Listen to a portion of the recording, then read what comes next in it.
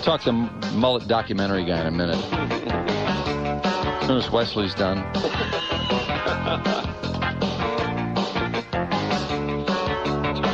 Snap out of it. Overly plug at the end of the song. Remember, he always has a plug at the end. Oh, that's right. It's been so long. That's right.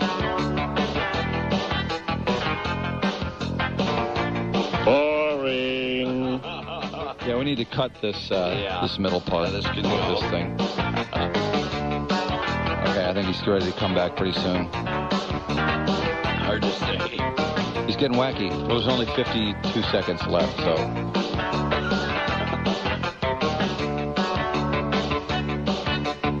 The mullet is the reason why people hate you. They are sick of looking at your nappy weak sack. Nobody wants to look at you with that mullet on your head. Why don't you cut that mullet, you numbskull? Cut the mullet, cut the mullet, cut the mullet, cut the mullet. Rock over London, rock over Chicago, insure what? It's the insurance superstore.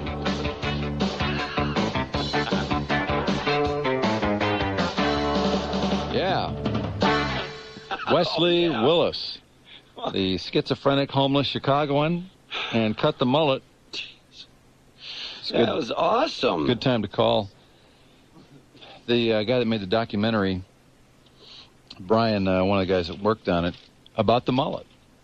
A documentary in the mullet. Where do we find this thing? I got to see this. I'm hoping he followed people with mullets around so we could just see what they do, how they live. Must be like for several years, this whole mullet thing has just been building and building and building and building and finally just exploded. I didn't even know there was a name for that haircut until a couple months ago. It's way long in back and really short in front. Right. Do something about your long, filthy hair. It looks like a rat's nest.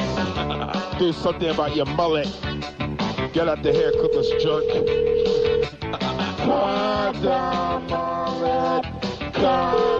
Hello? Hey, is Brian there? Brian? Hey, Brian, it's Drew and Mike calling on WRIF Radio in Detroit. How you doing? Good, how are you doing? Hey, we were wondering if you had a few minutes to talk about your mullet-umentary. Yeah, a very few minutes. I'm kind of on my way out the door to work, but yeah, I can take a couple minutes. Where do we get this thing, and when is it coming out? It's just it's basically an underground independent film. It's not for sale, and we just did a small dubbing that's gone, so we're gonna get some more runoff. Oh, because we're huge mullet fans. I mean, I can't see a mullet without laughing so hard I cried. I think there must be loads of them in Detroit as well. Oh, yeah. You know, somebody was counting them at the motocross at the Silverdome over the weekend. They said they counted 23 mullets, and they weren't even looking that hard. Any action sports event, motocross races, tractor pulls, anything like that, you're going to find a plethora of mullets. Of course, we have tractor pulls and everything here in Detroit. Sure. And of course, not to mention we're a hockey town, and there was a time when it was the hockey haircut. I bet a Red Wings game has got to be a mullet fest. Plus, you guys are right there on the Canadian border, and we like to, one of the terms we use is the Canadian passport. Oh, that's a big Canadian thing, the mullet? Oh, it's huge in Canada. The name of the documentary is Business in Front, Party Out Back. Correct. And now, is the Midwest a mullet stronghold? I believe so. I mean, you'd be surprised. There's a plethora of mullets out here on the West Coast as well. So I don't really think it's so much a regional thing. I think the mullet in a lot of ways is sort of coming back. Oh, no. Whether that be a positive or a negative thing. Why did people stay with the mullet, though? Because I remember in the 70s you referenced David Bowie and Ziggy Stardust, and I just saw a picture of Robert Plant with a major mullet. Mick Jagger. Paul McCartney had a mullet, too. Sure. I saw a picture of him on Entertainment Tonight the other night. Yeah, Huge mullet. The whole 80s new wave scene was one big mullet.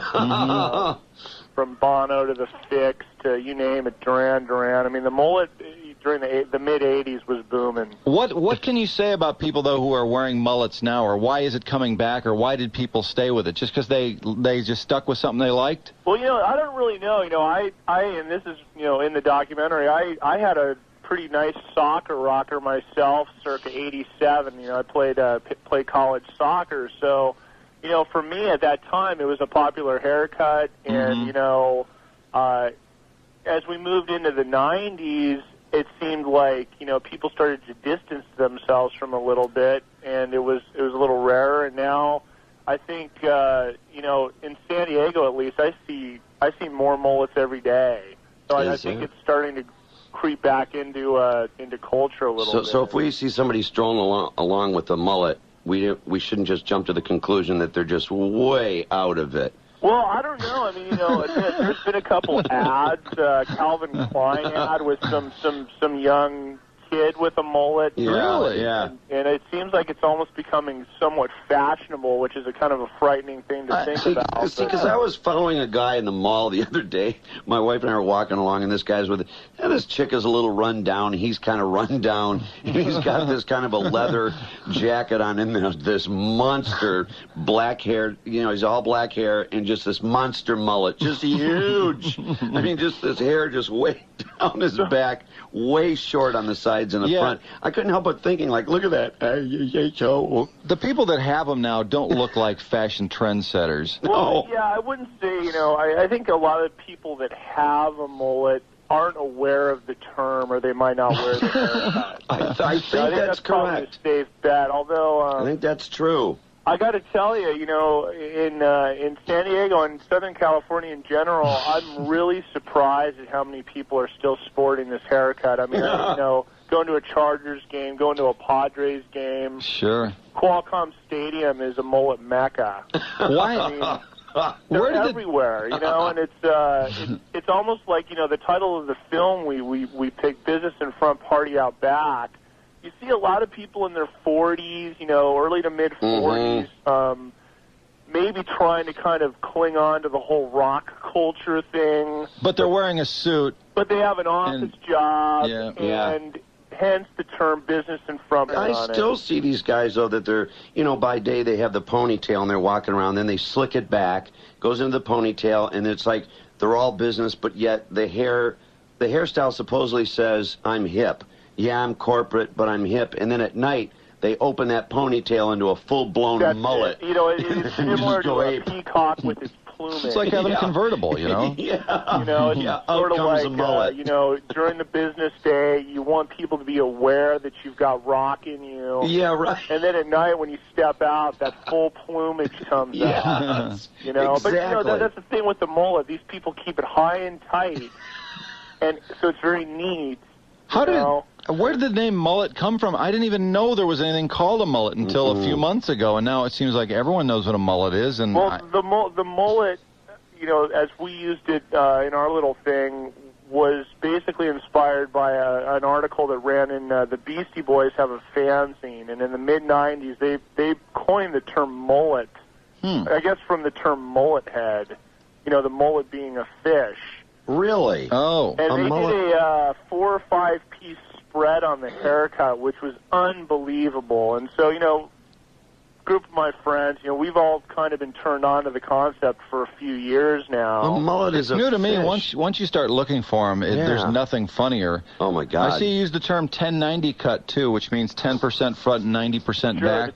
The 1090 is quite a popular cut, and it's getting regional too. The Kentucky waterfall, the Mississippi mud flap, the Tennessee top hat. So it's there. You know, there's quite terms that you know are popping up, and I'm seeing the term mullet used in Rolling Stone and Spin. I don't know if you've heard of the book, you know, Hairstyle of the Gods. It's a new coffee table book out done by these two guys, Mark Larson and Barry Hoskins. And it's basically a full-fledged hardback coffee table book on the mullet. Is that right? And oh my God! Selling pretty well, I guess. Oh, would that be a popular gift? I just got a copy of it myself a couple weeks ago, and it's a good little humorous read, and it just seems like, you know, it seems like people are kind of grasping onto the humor of the whole thing. Well, what does this fish, the mullet, look like? Because I'm trying to, if it's taken kind of from the fish, the mullet, I'm just wondering what that fish looks like. Well, you know, I don't even know. I've never seen a mullet. All I know is a mullet is from what I understand, sort of the salt water version of a carp. It's not a good eating fish. It's sort of, you know, it's a bottom totem pole fish, you know. And, So that's all I really know about the mullet. But anyways, the Beastie Boys, when they wrote this article, termed the haircut the mullet. Yeah. From the term mullet head. I love the word. I think it's a great word. Yeah, and that website that's out there that features all of these different people sporting this haircut. Oh my God. Oh, Mullets Galore. Yes. Oh, yes. That's an amazing site. Oh, that is so funny. The narrative that goes along with it. Sure, oh my sure. God, it's a scream. We're talking to Brian Spivak, who has done a new documentary. It's called Business in Front, Party Out Back. It's about the mullet. What kind of things are we going to learn in a documentary about the mullet? I would assume things like where it originated from and just any sort of definitive things. It's one of those things where we don't. It's very kind of loose documentary based, where we kind of put ourselves in certain scenarios. At one point in the film, I actually go out and buy a wig and have the wig cut into a mullet to interact in certain situations. And how do people react to you? It's pretty interesting, considering I had a mullet wig on that didn't look, all that authentic. No one ever commented on the wig. They had a camera in their face. We went everywhere from a Jethro Tull concert to a Megadeth concert to different sort of events around San Diego, a thunderboat race, and kind of immersed ourselves in different situations, and that makes up a good portion of the film. What were the greatest amount of mullets? What event or where did you find the most? I would have to say, music events, anything remotely 80s rock, sort of clinging on heavy metal type stuff, any prog rockish. Like, we went to the Jethro Tull show, and that's where we saw the highest congregation of sort of the business in front, party out back.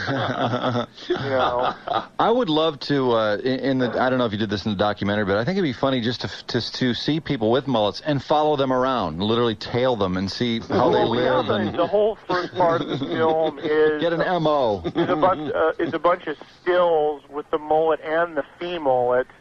The female mullet, right? Exactly. Yeah. Oh, that's and something else. We follow. We got a bunch of footage around San Diego, and then we label each individual still as sort of a glossary to set up the rest of the film, because we use a lot of these sort of subgenres of the mullet during the film, and we want people to be aware of that. What is a subgenre of the mullet? Well, any of these labels or terms would be considered a subgenre. The 1090 or the perm mullet, mud flap, and all that. Squirrel pelt. The squirrel pelt, the beaver paddle. I mean, there's definitely different looks to the mullet. And yeah. You can sort of assign a tag to each of these different looks. Mm-hmm.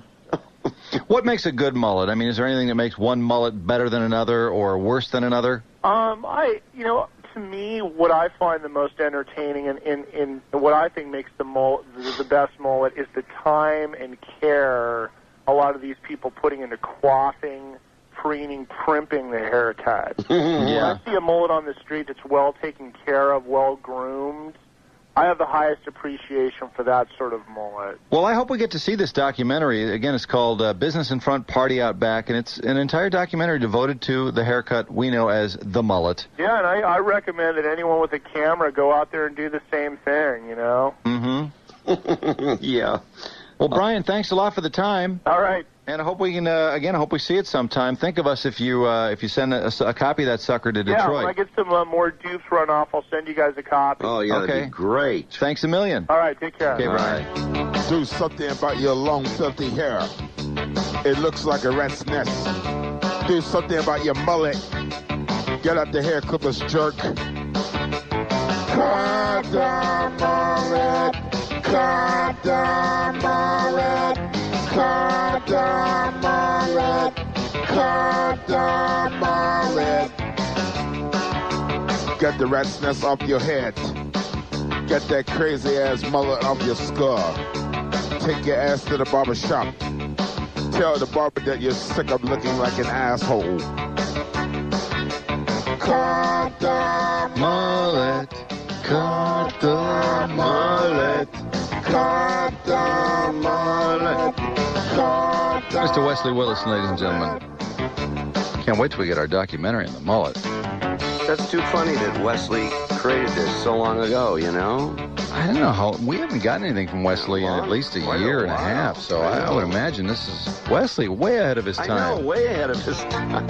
He's going to be declared a genius in 200 years, and these songs will be really valuable.